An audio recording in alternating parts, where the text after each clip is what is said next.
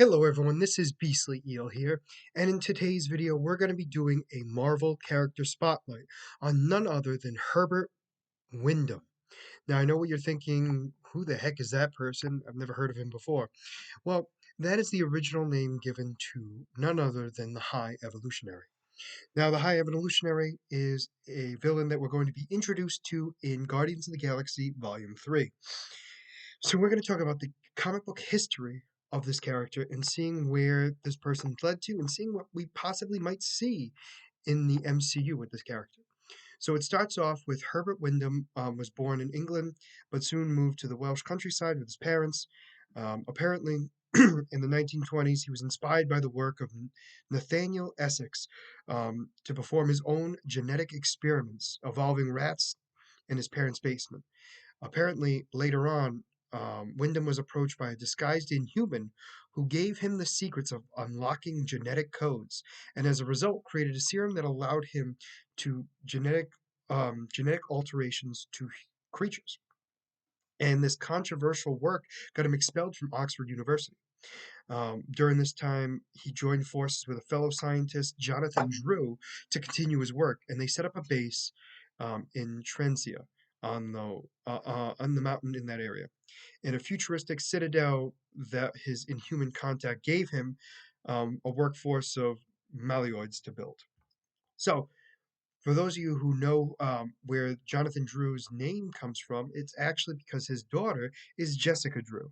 And apparently she had gotten sick, and Wyndham helped her out and infused her with a combination of spider serum and his evolutionary technology. And because of that, it was the reason for why she became the superheroine, sorry, known as Spider Woman. And this is where it all comes to be.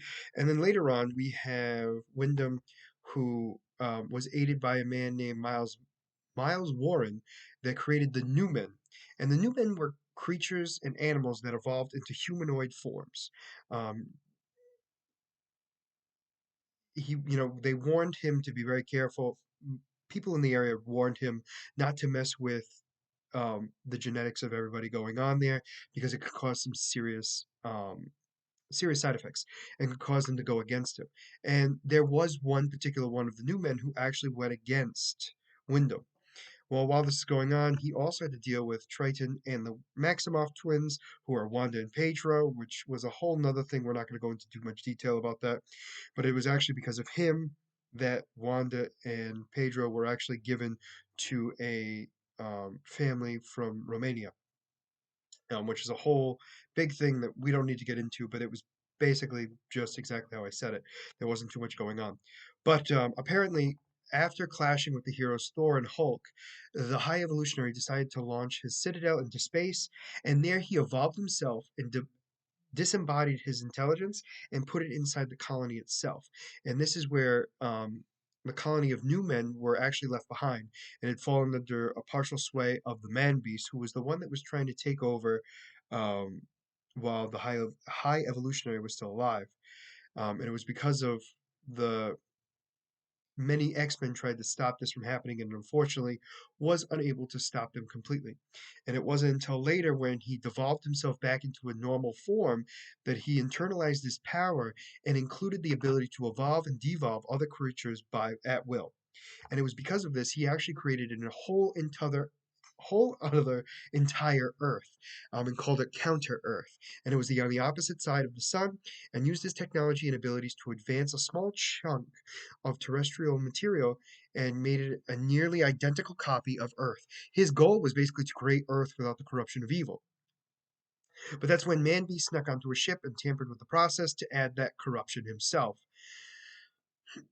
So they got into a huge fight and everything else, and um, in fact, High Evolutionary disembodied Man Beast and disembodied a creature and re-evolved it and created Adam Warlock himself, gave him the Soul Stone and enlisted him to protect Counter Earth from Man Beast and any of his other evil Newmen. At one point, Galactus heard of Counter Earth and tried to take it over himself, and that's when the High Evolutionary asked the Fantastic Four for help to actually stop it. And one of the big things here was during this whole fight, um, Counter Earth was founded by the Beyonders and was put inside a cosmic museum. Now, Wyndham pursued those responsible to reclaim his creation, but learned of the Beyonders' nature and how unfathomably advanced they were compared to what he ever thought was possible as a potential, and later ended his own life because of it, and sealed his armor, foiled, against his suicide attempts and everything else, and eventually turned himself into a photoplasmic goo. Sorry, not glue. Later on, he brought himself back, shocking because nobody ever truly dies. And when he came back, he had a goal. He wanted to go beyond the Beyonders. He wanted to create gods out of material that could very well be made from the world around them, and began to try to use the materials from the Beyonders universe and tried to create a new essence. But what happened was, it was the High Evolutionary and Hercules were exposed to these geneticist chamber and became more than God and evolving out of existence because of that. Later on, he was brought back and tried to create and use that essence and create even more powerful creatures than he'd ever thought possible. In fact, he even tried to, at one point, tried to eliminate the X gene out of every mutant on the planet and was able to do so, but depowered X-Men actually ended his career in doing that. They were actually able to stop them. And in fact, he was so intelligent and powerful that Beast actually went to go talk to him after M-Day to try to get back the powers of all the mutants that lost their abilities. M-Day, for those of you who don't know, was when Scarlet Witch uttered the word "no more mutants," and mutants no longer existed. We have many different fights after that. We also had, which was interesting, um, another creature called the Low Evolutionary, who tried to stop the High Evolutionary to stop them from just going above and beyond. And again, it continues on and on about the High Evolutionary just trying multiple times to create and make a more powerful society by using the essence of the gods to try to create a, a set of creatures that were beyond whatever could have been imaginable. Needless to say, he failed a lot. I mean, that's really what it comes down to. So let's talk about the powers of the High Evolutionary. So he was exposed to his own evolutionary accelerator machine, giving him superhuman abilities by accelerating his personal evolution. The evolution the evolutionary has shifted between various levels of evolution over the years, sometimes deliberately and obviously sometimes not, because, hey, he's not perfect. And because of that, his powers have variated. But overall, we're going to be talking about his average. He often maintains some level of superhuman power, incorporated with the evolutionary accelerator, a machine that is literally embedded into his armor, letting him evolve himself further at will. The unstable isotope E caused the High Evolutionary to uncontrollably fluctuate between godlike power and Neanderthal level ability and intelligence. So, some of his abilities are superhuman strength, superhuman intelligence. He's evolved his own brain to its full potential and has virtually unlimited knowledge and intellectual ability. Superhuman durability, healing factor, augmented his armor for automatic evolutionizing equipment. And he's virtually unkillable, even after being ripped into pieces and pulverized into an organic jelly. Organic jelly by the Hulk, he was able to evolve himself out of his injuries and fully recover. Telepathic communication, astral projection. He can actually separate his spirit from his physical form and can survive in this state for an indefinite period of time. Self levitation, aka flying. Mental invincibility, prevention of detection by others of powerful telepaths, which he can extend to the entire world. Force field, mass manipulation, increase and decrease his own size and mass, can grow up to 300 feet. Psychokinetic, basically moving things with his mind. Concussive force blast, very powerful blast from his hands or anywhere, to be honest with you. Total recall memory, artificial evolution, capable of forcibly evolving or devolving life forms at accelerated rates, and basically immortality.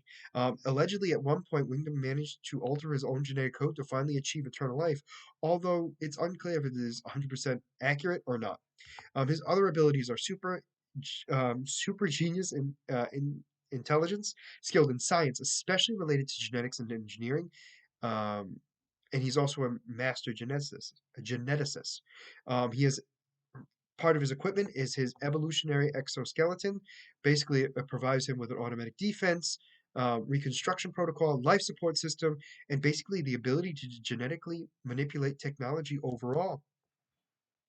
And as always, Marvel has a scale of power grid, right? It's out of 7. So his intelligence is actually a 6, so it is considered super genius. His strength is a 2, which I find very interesting. His strength is considered normal, but I'm guessing that has to do with the fact without his armor, he is normal. His speed is 2, which is considered normal. His durability is indestructible because of his armor actually being able to keep regenerating himself completely. His energy projection is considered a 6 because of the numerous types of projection, energy, and so forth. And his fighting skills are 2 because he's not that great of a fighter on his own. He doesn't have the skills behind it. But overall, this character is somebody who's going to be introduced, in fact, in a week or two, um, in the Marvel's Guardians of the Galaxy Volume 3. He's the one who creates Adam Warlock to go after the Guardians, it looks like. So it's going to be very interesting to see where the High Evolutionary goes inside the MCU. Hopefully, they don't kill him off because he's going to be potentially a big bad later on. Let me know what you guys think about this character in the comments below. Do you like him? Do you not? Are you excited to see him in the Guardians of the Galaxy 3? Are you not? Let me know in the comments below and let's discuss why. As always, if you like the content you see, please like and subscribe below. And if there's a specific Marvel or DC character, or even anime, I don't care, character that you would like me to do a character spotlight on that you think people would be interested in, please let me know in the comments below, and I'll gladly make a video of it. But for now, this is going to be Beastly Eel signing out. Have a great night.